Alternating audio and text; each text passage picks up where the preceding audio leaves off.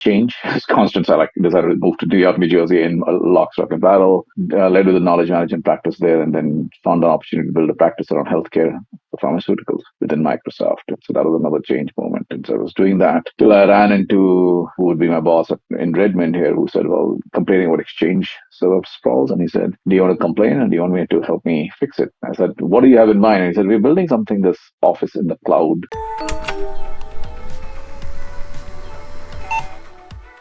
Welcome, everybody. My name is Haresh Singhani. This is Conversations with Haresh. We'll be talking to people of varied backgrounds, covering various topics. I'm very excited to be able to share these with you. The goal is to increase curiosity and empathy amongst all of us to help us grow professionally and personally at all levels. And of course, we also want to make sure that this is fun. So thank you again, and we'll look forward to having you.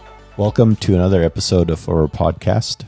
Today, we're speaking with Dharmesh Singh. He's the co-founder and CEO of a company called Fullcast.io. It's a sales planning and revenue operations platform that rides on top of your CRM systems. In the podcast episode, Dharmesh will initially briefly introduce his own journey from way in the beginning to schooling different corporate gigs at Microsoft, at Salesforce, and then the inspiration to start Fullcast. Will be going into a lot of detail about the platform they're building and marketing right now, Fullcast, including what inspired them, what has been successful, what were some of the lessons and learnings along the way, and also what they're planning to do to continue to survive and thrive in the macroeconomic climate that we have today. And towards the end, we'll discuss a bit about what their mission team are doing to balance the personal and the professional to achieve overall happiness and success. So without further ado, let us jump in. Welcome, Dharmesh. I'm glad you're able to make time for this. This is a kind of a new experiment I was describing to you the other day. You and I, we've been talking probably for the better part of 10 years, I think. And so I wanted to capture some of these conversations for the benefit of perhaps the next generation. I know we're both losing enough hair, or for some entertainment, I suppose. But again, it's awesome to always speak with you, and I'm glad we could make the time for this. Great. I'm looking forward to it as well. It's always good to catch up with you. Yeah, as I mentioned a little bit earlier, we'll chat for whatever length of time we need to make the conversation interesting and useful for the audience and for ourselves. But roughly, we'll start on the business side, and then kind of we'll move over to mirroring, business and personal for overall happiness. Quick introduction. I know you've been an entrepreneur for many, many years, but before that, you were in some large companies, and you probably also traveled down the well-worn path of Indian diaspora, starting out in India and then potentially finishing undergrad. I think in your case, you might have had some moves around India due to dad's work. Yeah, that's true. I mean, I grew up all over in India. So if you want to just give a quick intro, kind of your journey and how you got to where you are, and then we'll probably speak a little bit more around what you're doing and what's interesting and success, etc. So go ahead. I grew up in India. You were saying earlier, my father was in the Air Force, so we traveled a lot. Growing up, I changed schools, and probably I changed about 14 schools growing up. And so change had become constant. I used to joke with my friends in summer vacations. I'll probably see you. And I'll probably not see you next school year because I might be gone.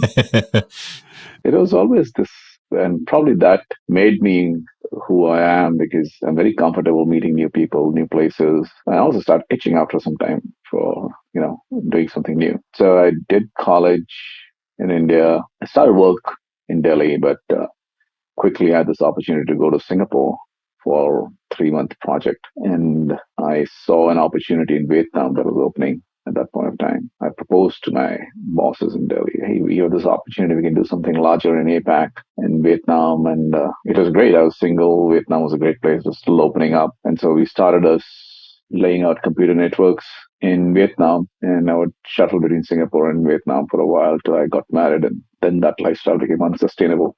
So I decided to pick a decent job, and I joined Microsoft in Singapore. So yeah, we built. That was a good fun ride. I ended up along with another friend of mine being the leaders of what we were calling the IBM Compete campaign against Lotus Notes at that point of time, and building Microsoft's knowledge management practice. That brought me to New York New Jersey. And again, change is constant. So I decided to move to New York, New Jersey in lock, stock, and barrel. Led with the knowledge management practice there, and then found an opportunity to build a practice around healthcare for pharmaceuticals within Microsoft. And so that was another change moment. And so I was doing that till I ran into who would be my boss in Redmond here, who said, well, complaining about Exchange server sprawls. And he said, do you want to complain and do you want me to help me fix it? I said, what do you have in mind? And he said, we're building something, this office in the cloud kind of thing. That time it was called IWES, Information Worker for Enterprise Services. It became Business Productivity Online Services. Is this in the aughts? Is this past 2000? Yeah, it is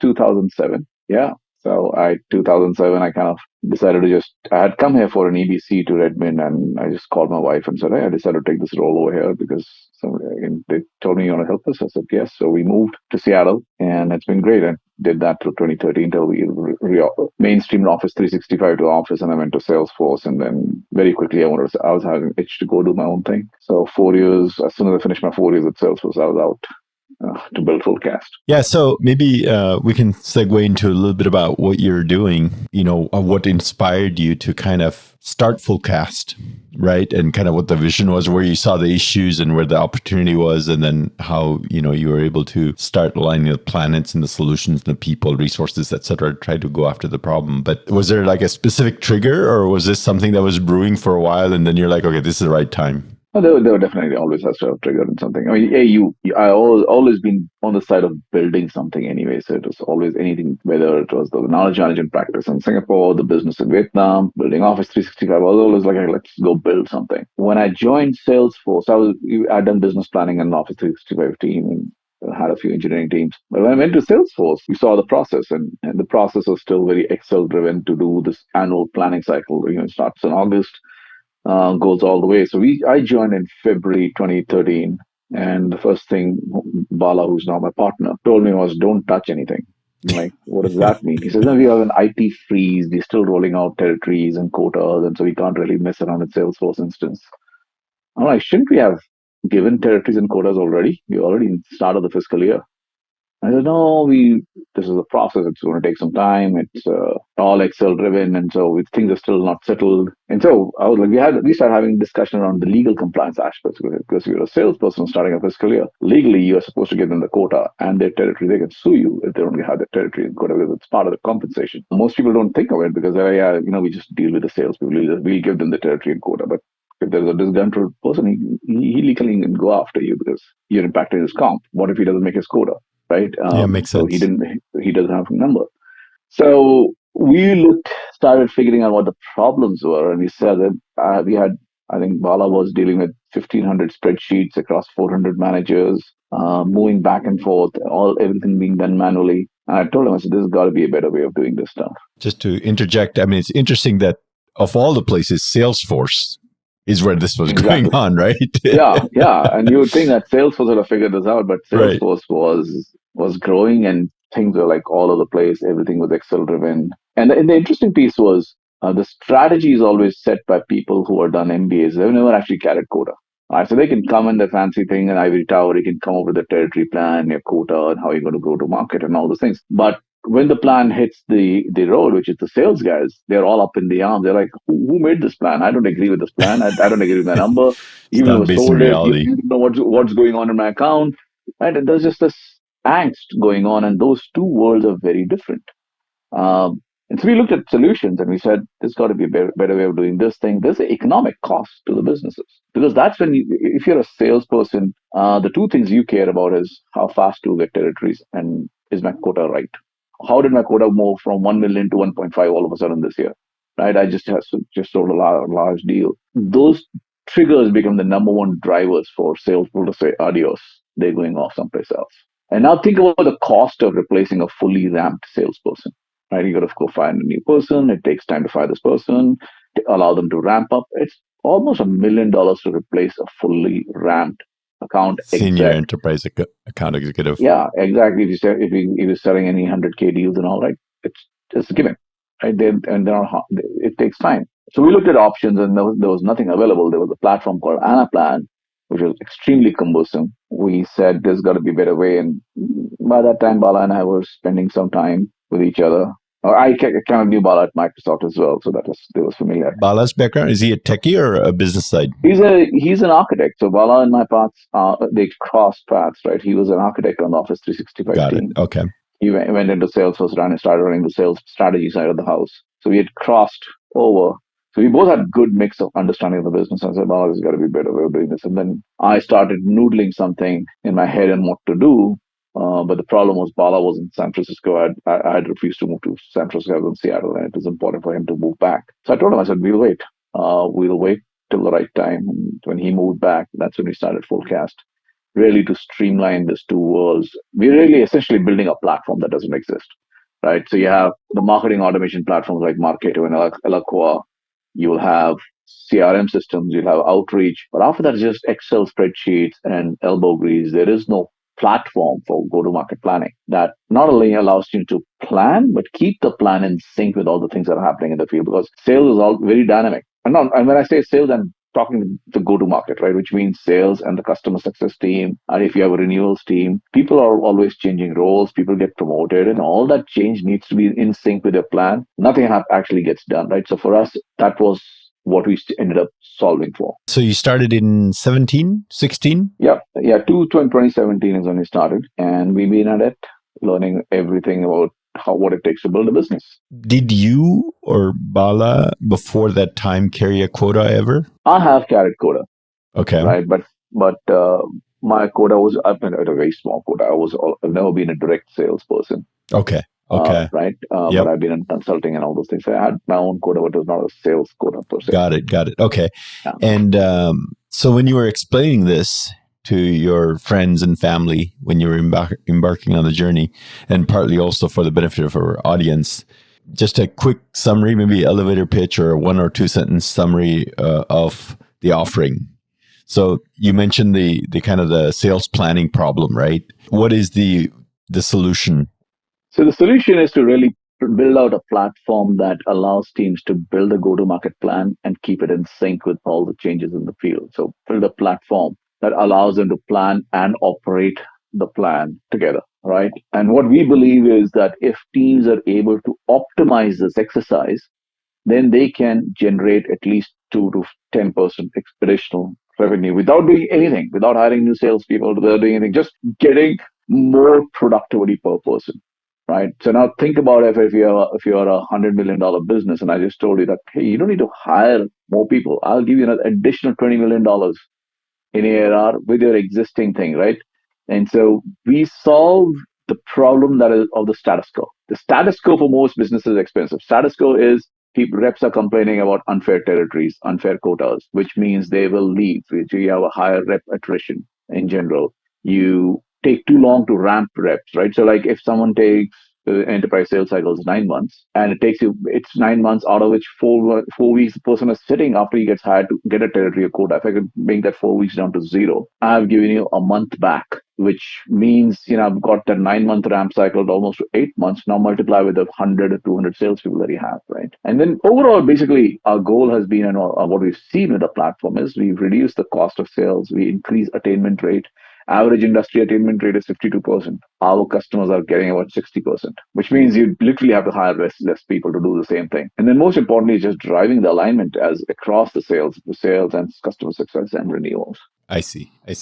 And in terms of the applicability around segments or domains or customer size, etc., what's the sweet spot client segment you're going after? For us, customers that are about 100 sales reps or higher, or another way to think about it is 100 million in ARR or higher, that makes sense for something like us. And we've got some customers who are much smaller, but I feel when the smaller place, they have less complexity. Like if you have a 20 sales rep team, you have a large enough market that the sensitivity around what my territory or my quota is very less. And the VP of sales can in his head say, hey, here's how I'm dividing the country, go figure it out. It's when the pie is the same and you're hiring more sales, well, then the sensitivity is higher. Like, hey, I started at 50 reps. You told me my OTE is going to be 250, and you gave me a territory.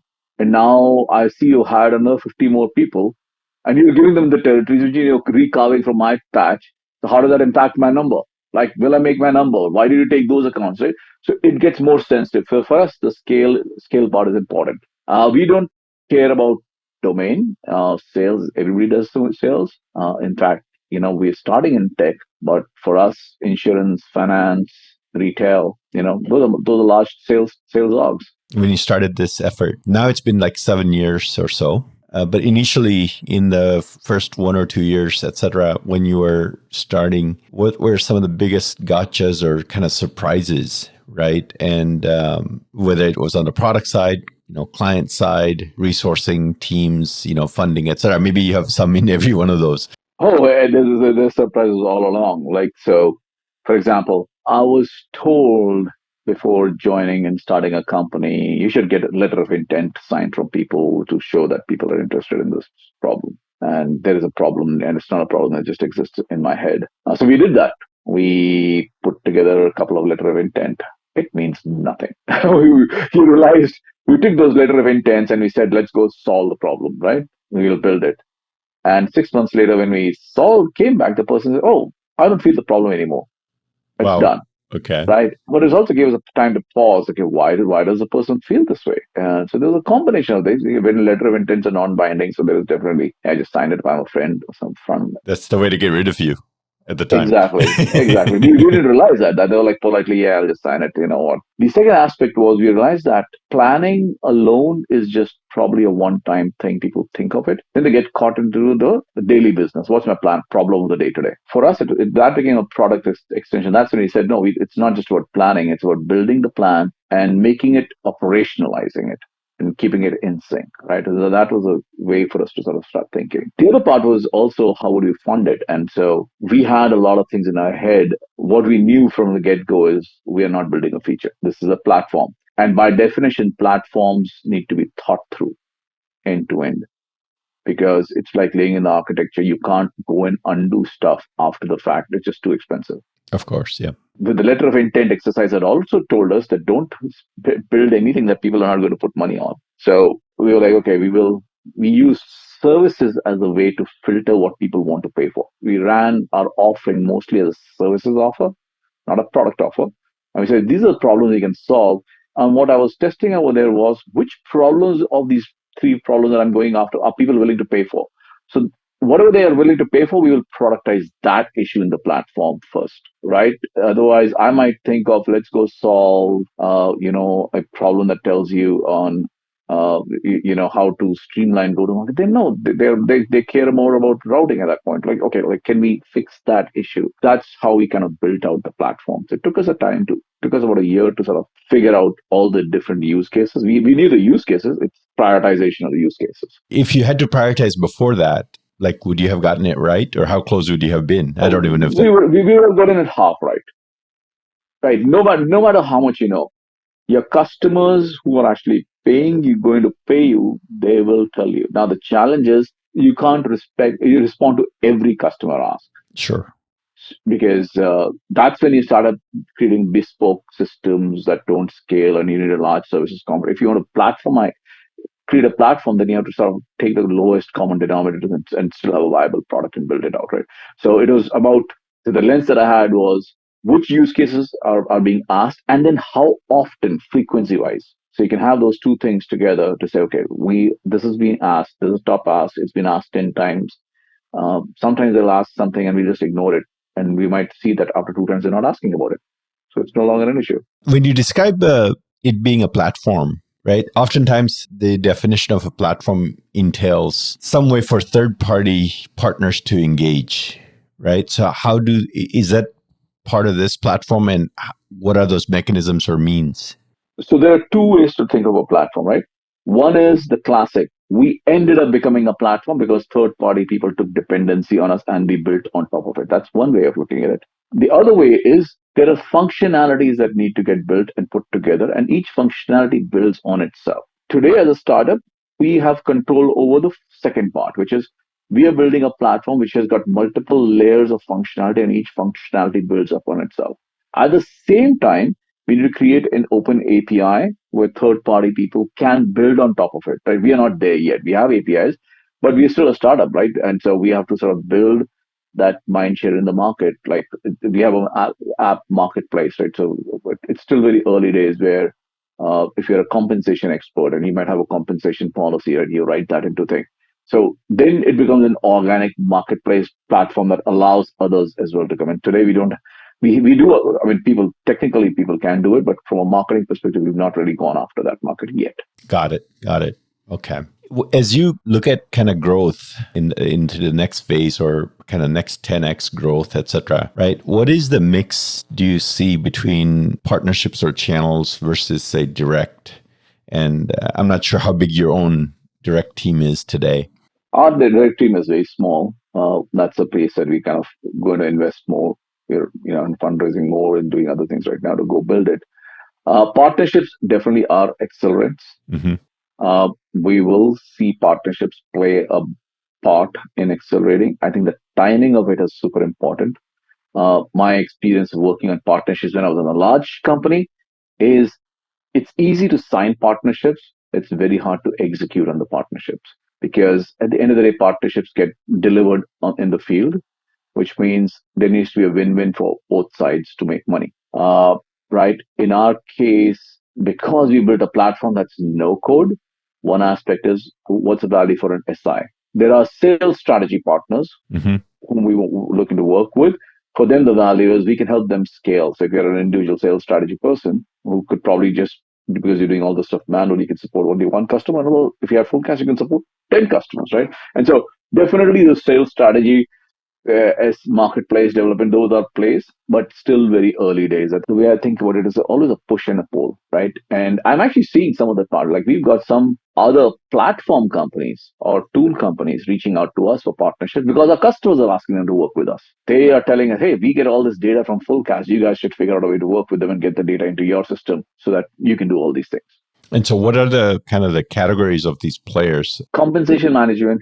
So compensation calculation engines, financial pieces, budgeting applications, sales enablement tools. Enablement needs data, who's ramped, who's ramping, and where they are in the ramp profile. We have that data. So there are a bunch of other players, right? Like we'll be working with some HR systems so that we can pass through API. So there is the API play, and there is definitely the just SI sales strategy partnership. Okay. Okay. Shifting gears a little bit in terms of kind of what's happening currently, right, in the macroeconomic climate. So obviously, geopolitically, Ukraine's happened going on a year and a quarter. The post-pandemic hangover on the finance interest rate side is hitting us, right? Then on the tech front, ML, AI, conversational, whatever, pick your favorite Bard, Chat GPT, all those things are out there and they're taking up a lot of mind share, probably rightfully, as far as, people figuring out what do these things actually mean for my business, for my teams, my suppliers, customers, even competitors, etc. But taking one thing at a time with regards to, say, economic conditions, right? So raising money is harder than it was 18 months ago. Borrowing money is harder than it was 18 months ago. It's certainly more expensive than it was 18 months ago. Certain types of customers are harder to sign up than they were 18 months ago. Maybe on the hiring front, it's easier to hire people, certain kinds of people than they were 18 months ago. But, some of those people are still hard to find and hire. So when you look out as you're kind of tackling the highest priority challenges of the business, given the current conditions in the macro economy, what are you aiming for? What are the challenges you're targeting to solve? And what are your new tactics or current tactics to go after? I'm not sure if you're, potentially looking at fundraising, but of course, every business is looking at growth and potentially, adding headcount or debt financing, etc. Fundraising definitely is a priority. The way I think about it is there is stuff that is out of our control. There's stuff that's in our control. Out of our control, I don't really get it. So like Ukraine and all this interest rates. Yeah, I read it. I'm looking at it. I'm like, what can we do about it? Nothing. So we have to deal with it. What we have under our control is continued customer acquisition. Even from a fundraising perspective, I can spend a lot of time doing fundraising. But reality is the best proof is getting customers. Keep getting your customers, keep your customers happy, keep them renewed. And I think fundraising will become easier in that case. And so that's our lens as a team is like, let's just focus on the customers. Try to close deals. Now, yes, on the customer side, they're also feeling these pressures. So every customer will tell you they don't have budget or budgets are locked or budgets are tight. And that's a piece that we got to sort of work with them, right? Do we change terms? Do we get, how do we agree on terms? And they go like, what are the gives and gets? Every customer is unique. That's part of the enterprise sales. But the focus there is, even before you do the gives and gets, is really establishing value with them. What can we do that will drive value? And if the value is established, and then we look at other aspects. The goal for us is, we know what we know. We know deal cycles will get a little longer. People need to get creative with closing the deals. Those two are under our control, and we said we got to work on it. Other than that, I think it's more on our message and how does our message resonate in this environment, which that's what so far it is, because when the going was good, people would just hire more people. Now, right now, when the going times are hard, you can't hire more people. And so you have to look at automation as a way to sort of bridge the gap. It's working to our advantage. But now, even for that automation, you got to find budget. The name of our sales team, that's what we got to do. So it sounds like, in summary, focusing on the fundamentals, right? I had an opportunity to work with a CEO who grew up, in pre-VC times, right? Probably his heyday would have been, 50 years ago. At that time, his name was Al Higgins, and he actually also happened to be the chairman of F5 Networks for a chunk of time, over 10 years. He's like, fundamentals never change. Market conditions, macro conditions keep changing. But the best way to finance your company is customer dollars. Customer dollars, as long as you focus on the customers, things will be fine. And you have to acknowledge with the customers as well that even our customers with the best interest, they might want to do something, they don't have budget. So we got to figure out a way to work with them and get it over that hump, because it's an interest, their interest and our interest. But focus on the customers. I have known, even during the heydays, right, when 2021, 2020, I had some friends who were running companies where they raised a lot of money, but they're so busy raising money, they never got a product out the door. Mm. Because that's all they were doing. They were raising money. And then the branding and the hiring, but the product never got built, and they had to shut it down. They're all working back in large companies. No matter, but I think they listen, learned. And I'm like, for us, from day zero, I always used to tell my team, you have two choices. Venture money is like bad, it's bad, I don't know, but it's like cocaine. You get an instant high, or you can get in mother's milk, which is going to be slow, but like, let's focus on customers. And that's been generally how our team is. And I'm thankful that my entire team buys into that vision. I see. Makes sense. Wow. And are you able to give us an idea about the makeup of the team, geography, maybe the seniority levels, disciplines, etc.? Yeah, standard. We got engineering, customer success, support, sales, marketing. We dispersed between Boston, San Francisco, Seattle, India. Seniority wise, I mean, I would say there are few junior people who come out maybe 3-4 years working experience, all the way to people who worked for the last 20 years. So we got different strengths. I think the common theme among the team itself is the cultural values that we've kind of all have. So like, and that is something that's non-negotiable. So which generally becomes part of our hiring lens. Customer success. I'll tell you, my team in India, they will be up even at this time helping customers. Right, right now it's like what, 2 a.m. in India. They'll be there. Yeah. Right, Well, now it's right. 3:30, but of course. They'll be there if it needs come. Nobody needs to be told what to do. They all kind of do the right thing, Mm-hmm. which has allowed us to have a very lean but dispersed team. And I think part of it is how we orchestrated our decision making internally. Yeah, let's focus on the values, and those values drive the decision making. Generally, as long as you stay to those values. When you're courting candidates or employees to be, yeah, right? I mean, I can almost speculate what the value proposition would be, but transparent culture, worthwhile mission, right? Focusing on the fundamentals, not going after cocaine. yeah, yeah. We are like, for us it is like people who trust is a super important thing. Mm-hmm. Very transparent. I think we had an oddball interview culture. We still think we can get away with it. I'm not sure how long, but we would ask people to spend time with us, and we would just say, spend a day with us, right? Mm-hmm. Feel free to talk to anybody in the company, Mm. and anybody in the company can talk to you as well. So I yeah, see. I might have 3 people on the interview panel, but if you're talking to other people, somebody else wants to talk to you, feel free. Because the idea here is that if you're going to spend 8, 10 hours, 12 hours working with us, you better enjoy your job, which means you need to know everything. It also, I think, in my mind, when you speak to multiple people about the vision and the mission, and you hear different things, that's a red flag. I encourage people to go talk to different people how what they think of the company. Why are they here? Uh, I think we've got great tenure on the team, and I think a large part of it is it's been a self-selecting crowd. I see. I see. So we have a little bit more time left. And as I was mentioning in the beginning, kind of shifting towards a little bit of personal or holistic happiness, if you will. Right. So obviously, I've been through multiple startups, and those of us that have been through startups, they're fairly consuming beasts.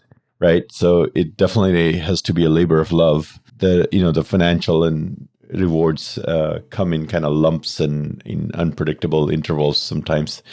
And so, kind of how have you balanced your life, yourself, your family, your health, and how does potentially the start of life enhance your overall life, and then vice versa, right? And I understand, you've got daughters who are, I think they're grown-ups now, if I remember right. So you don't have any young ones now, but at some point they would have been younger, right? And maybe a little bit more dependent on some logistical support, et cetera. And so I think you get the idea. So kind of how has the balance worked out for you? Yeah, no, I agree. Startups are a lifestyle choice. It's a lifestyle choice. It doesn't just impact you; it impacts everybody around you. I would not be able to do this without my family. In fact, my daughters were the motivation for me to do this. When I remember my wife was out of the house. I was debating should I not.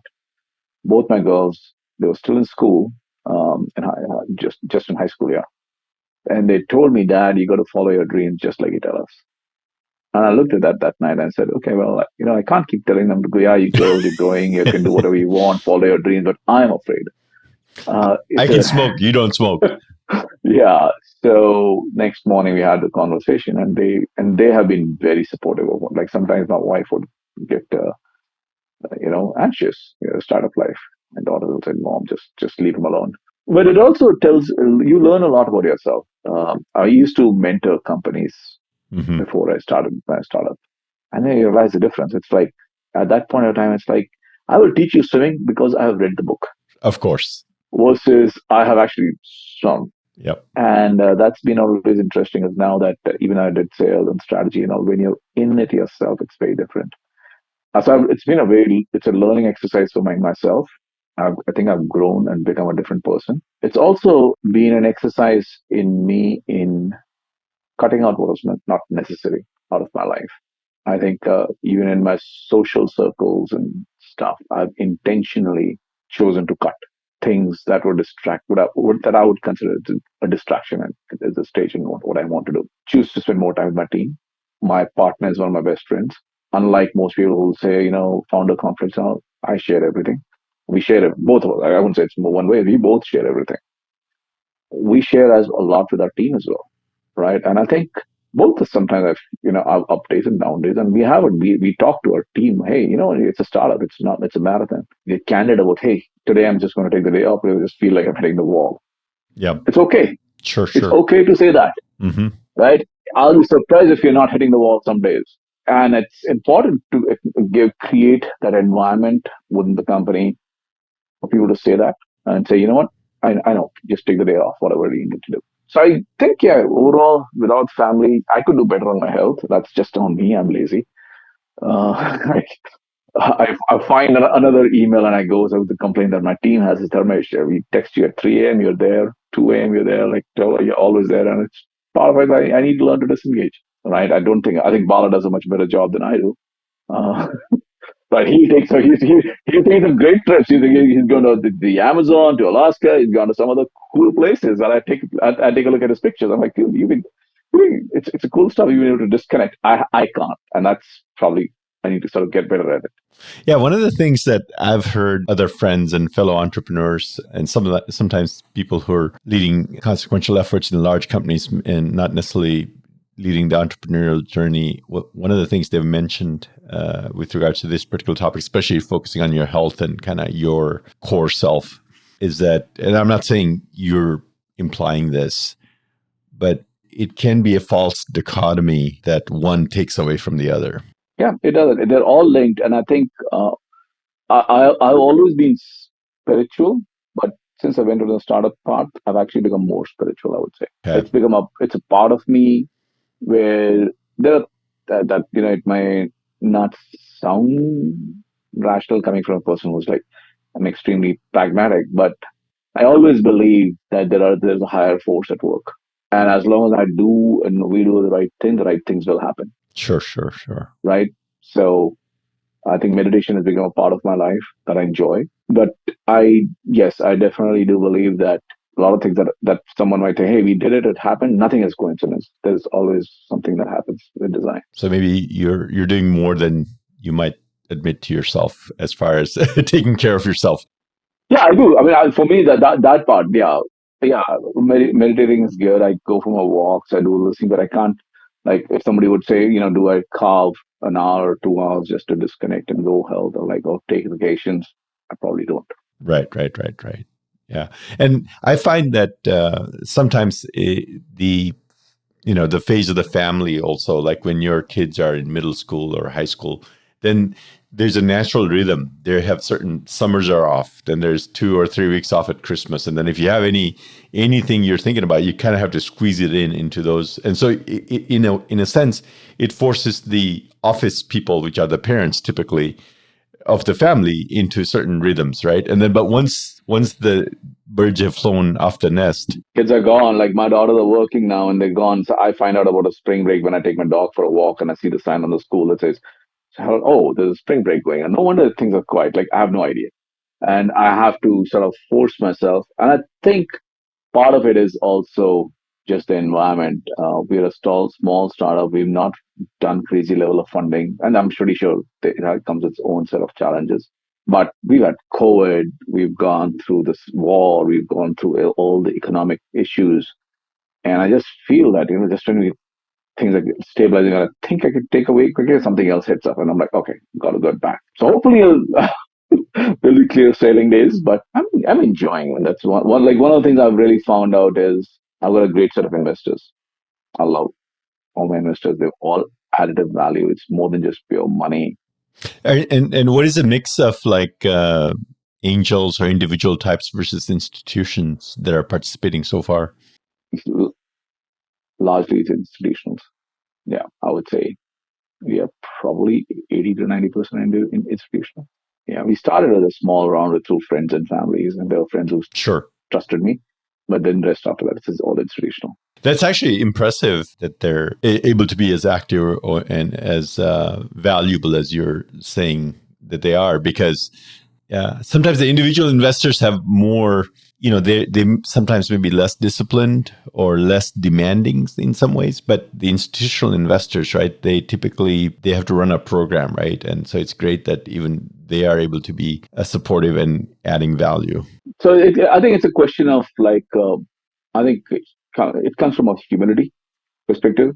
I will say both my board members who are investors and my independent board member, they've all been practical. They've been entrepreneurs at some point themselves. There's a lot of humility of we know, what we don't know. There's a lot of feedback we go, and I tap into them. Like, there's also that I should have. I'm like, I want to think about pricing and licensing, and I'll text them and say, is there anybody in the network that that who can help me think through this? Right. So it's a mutual thing. And it's also being honest. I think as a board, we're extremely honest with each other. Awesome. So I think just like with the co-founders, right? If the relationship with the investors who are significant stakeholders, right, in the success of the beast or in the consequences of the startup, if you have good chemistry, good empathy, and respect, right, between the investors and the founders. I think what you just said is the key point. What you just said is key point. The investor founder relationship. If we treat it as a parent couple's relationship, taking care of a kid together, we have a joint stake in making sure the kid is doing well. Then it works. There are certain investors, and it happens actually, I would say, in a seed stage, in a small earlier stage, where investors are just making bets across hundreds of them. So in their mind, I've got 100 kids, like two die, three die, I don't really care. So there's a less commitment in that side with you because you think, yeah, I'm a single parent, literally, and my spouse is missing, right? Or a partner is missing in this case. Or working against you if you have the wrong chemistry. Correct. So then it's a problematic, which I've had that experience as well. They're like, oh yeah, if you die, we don't really care. I'm like, really? But no, I can't say that with my current set of people. I know we're close to the end of our time here. So we've covered a lot of ground. We, started from your journey as a person or as a kid back home in India and moved around, and then, schooling Asia, I guess New York, then Seattle, and so on. And then different companies, your startup journey, and then kind of your holistic views or approach to holistic life. But and you've been very generous with your time. No, thank you. This is good, actually. So I appreciate that. If there's anything else you'd like to convey, perhaps a nugget of advice, wisdom, suggestion, etc., for maybe some of the junior people that might be listening, or fellow entrepreneurs with regards to empathy and how to keep your energy up while you're fighting the battle. Yeah, I think it comes down to only one simple thing. You have to be who you are. You can't be somebody else. You'll read, you'll see about that CEO, this company, and that. Everybody has their own journey. Your company will go through the same stage as somebody else. Yeah, but some you might like it's like a person's life, right? You're born. Some could die in 2 years. Some could die in 10 years. Some could die reach well into adulthood. But they all have to go through the same stages if they have to go through that. That's it. And you will be going through the same stage. You'll learn. The only people who will be really around you is your team. Take care of the people. Again, treat them the way you want to be treated. Like my simple thing is, be who you are.